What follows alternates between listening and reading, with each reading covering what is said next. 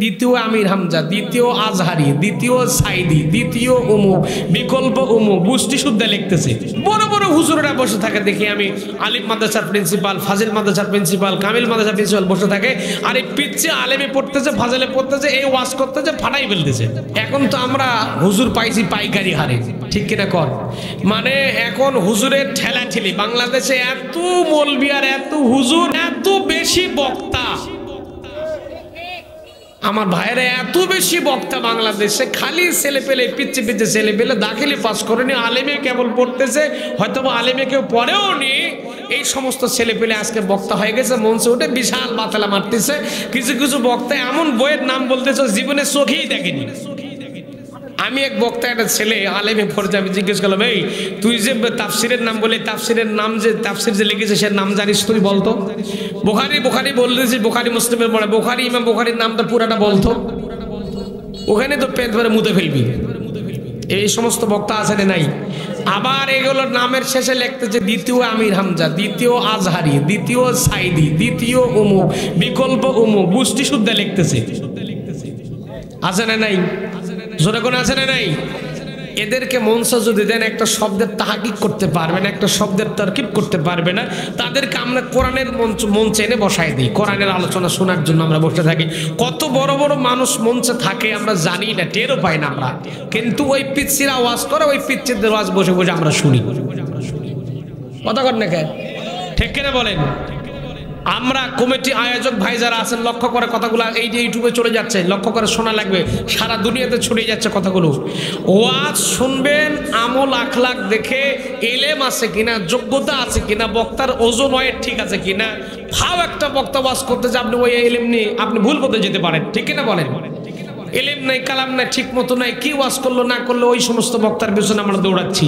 আমার প্রিয় ভাইরা, এই জন্য করে বক্তাও সিলেক্টেড করা লাগবে, শিক্ষাগত যোগ্যতা আছে কিনা, পড়াশোনা আছে কিনা, এলেম কালাম ঠিকঠাক মতো আছে কিনা, এগুলো দেখে আমাদের বক্তা ঠিকঠাক করার দরকার আছে না নাই?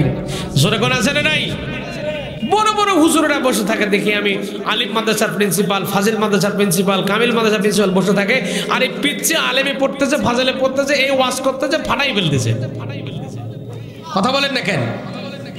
আমার প্রিয় ভাইরা, এই জন্য কমিটির আয়োজক ভাই যারা আছেন, এই বিষয়গুলো লক্ষ্য করা লাগবে। যদি আমরা মাহফিলের সৌন্দর্য যদি রক্ষা করতে না পারি, বক্তা যদি সিলেক্টেড করতে আমরা ভুল করে, আমরা কিন্তু ভুল দিকে চলে যাব। ওয়াজ মাহফিলের ভবিষ্যতে কিন্তু খুব একটা ভালো লক্ষ্য করছি না, খুব খারাপ পর্যায়ে দিন দিন চলে যাচ্ছে। মানে কোরআনের আলোচনার চাইতে আজগুবি গল্প, কিচ্ছা কাহিনী, গল্প গুজব বেশি হয়। কথা বলেন না কেন? আমার ভাইরা, এই জন্য কমিটির ভাইরা যারা আছেন, তারা আপনারা আয়োজন করবেন, বক্তাকে আয়াত টু আয়াত লিখে দেবেন যে এই আয়াতের উপর আপনাকে ওয়াজ করা লাগবে, বা এই বিষয়ের উপর আপনাকে ওয়াজ করা লাগবে, ঠিক কিনা বলেন? তাহলে ওয়াজের আসল মজা পাওয়া যাবে। কথা বলেন না কেন? ঠিক কিনা? আল্লাহ আমাদের কমিটির আয়োজক সকলকে কবুল করুক, বলেন আমিন, আল্লাহুম্মা আমিন। যে কথা বলছিলাম, ব্যাক টু দ্য পয়েন্ট, হুজুর দোয়া করে রব্বি হাবলি মিনাস সালিহিন, মনে আছে আপনাদের? এখন হুজুরের কাছে কাছে বলতে, হুজুর এই দোয়ার মানেটাকে, হুজুর করবে দোয়ার মানেটা তো জানি না। এখন এই মোহাম্মদপুরের মনে করেন এক ছেলে গেছে, আর এক ওই জামালগঞ্জ পাকার মাথা চলে গেছে এক বড় হুজুরের কাছে, বলতে হুজুর আমাদের হুজুর মসজিদে দোয়া করে, দোয়ার মানে কি কয় লাগবে? এখন হুজুর বলতে রব্বি হাবলি মিনাস সালিহিন, দোয়ার মানে বাবাই দোয়ার মানো আল্লাহ তুমি আমাকে নেককার সন্তান দান করো। এখন আসার পরে হুজুরকে বলতে, হুজুর আল্লাহ দিলে আপনার কয়টা ছেলে মেয়ে আল্লাহ দিয়েছে কন্ত? বুঝুক বলতে, হুজুর কেন বাবা ঘটনা কি? আল্লাহ আমাকে মাত্র 11 খান সন্তান দিয়েছেন। এখন ওই ছেলেটা বলতে, হুজুর আর কয়টা ছেলে মেয়ে হলে আপনি রব্বি হাবলি মিনাস সালিহিন দোয়া করা বন্ধ করবেন? হুজুর কই বা ঘটনা কি রে ভাই, একটু ক দেখি। বলতে, হুজুরের দোয়ার মানে আপনি জানেন? না তো। কই দোয়ার মানে আল্লাহ আমাকে তুমি নেককার সন্তান দান করো। হুজুর করে হাই সর্বনাশ, এই দোয়ার মানে যে এই জিনিস যদি আমি আগে জানতাম, তাহলে মিনিমাম 8 বছর আগে দোয়া করা বন্ধ করে দিতাম। ভাইরা আমার, হাসির খোরাক দিচ্ছি না, কবরের মধ্যে কিন্তু কোন নেতা থাকবে, কোন নেতা যাবে কবরে। যখন চকলেটের মতো কাপড়ের মধ্যে মোড়ায় দেওয়ার পর আপনার লাশটা যখন কবরে দেওয়া হবে, আস্তে করে সবাই বলে বিসমিল্লাহি ওয়ালা মিল্লাতি মিল্লাতি। সারা জীবন রসুলের দলের বিরুদ্ধে কথা বলেছেন, দাড়িওয়ালা টুপিওয়ালা দেখলেই বলেছেন জঙ্গি। রাজাকার বলে গালি দিয়েছেন, সারা জীবন রাজাকার রাজাকার বলে গালি দিয়েছেন, জঙ্গি বলে গালি দিয়েছেন, দাড়িওয়ালা টুপিওয়ালা মানুষদেরকে সহ্য করতে পারেননি, রসুলের দলের বিরুদ্ধে চলেছেন, মরার পরে বলতে যে রসুলের দলের মধ্যে দিয়ে গেলাম, কথা কই না বাড়ি। এখন ওই মরা পশা পশা লাশ আমার নবীর নেওয়া বুঝে খুব ঠেকা পড়ে গেছে।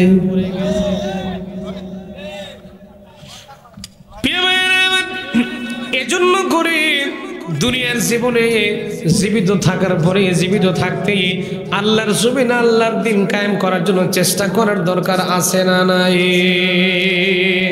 ওয়ালতাকুম মিনকুম উম্মাতুন ইয়াদউনা ইলাল খায়রি ওয়া ইয়া'মুরুনা বিল মা'রুফি ওয়া ইয়ানহাউনা আনিল মুনকার ওয়া উলাইকা হুমুল মুফলিহুন।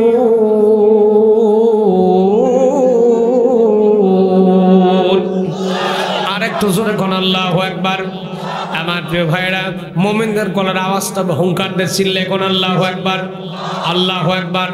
এখন দেখা লাগবে এই আয়াতকে বলতেছি, আয়াত বলতেছে তোমাদের মাঝে একটা দল আসবে, যে দলের লোকেরা তোমাদেরকে কল্যাণের দিকে ডাকতে থাকবে। খুব ভালো করে কথাগুলো পয়েন্ট করেন, খুব ভালো করে কথাগুলো একটু খেয়াল করা লাগবে।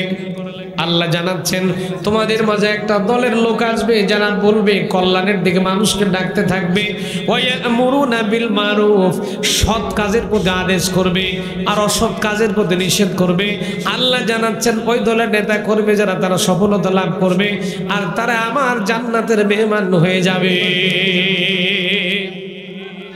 ভাইরা আমার, এবার আসেন এই আয়াতটা আপনার নেতার জীবনে, যে নেতাকে আপনি মেনে চলেন, যে নেতার নেতৃত্ব মানেন, সেই নেতার জীবনের সাথে এই আয়াতটা একটু মিল করে দেখেন তো আল্লাহর কোরআনের সাথে আপনার নেতা মিলে কিনা।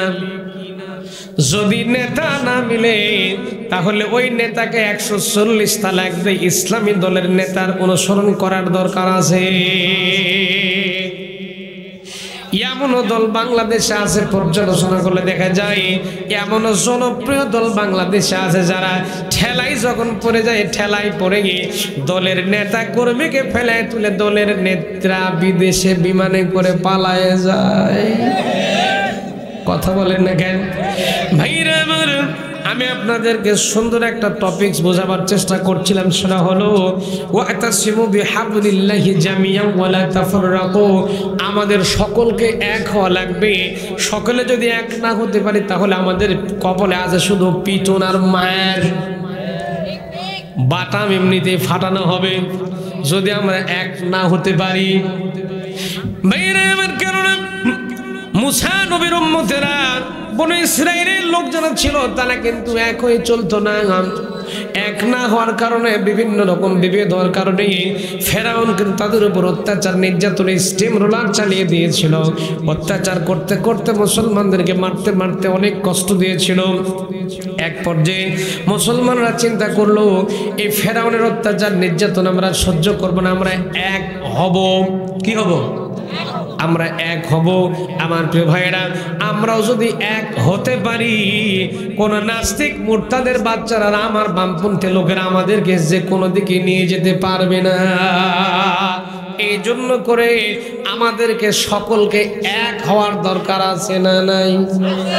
আস্তে করে কম ভাইরা আমার, মুসা নবীর সময় বনি ইসরাইলেরা এক হয়েছিল।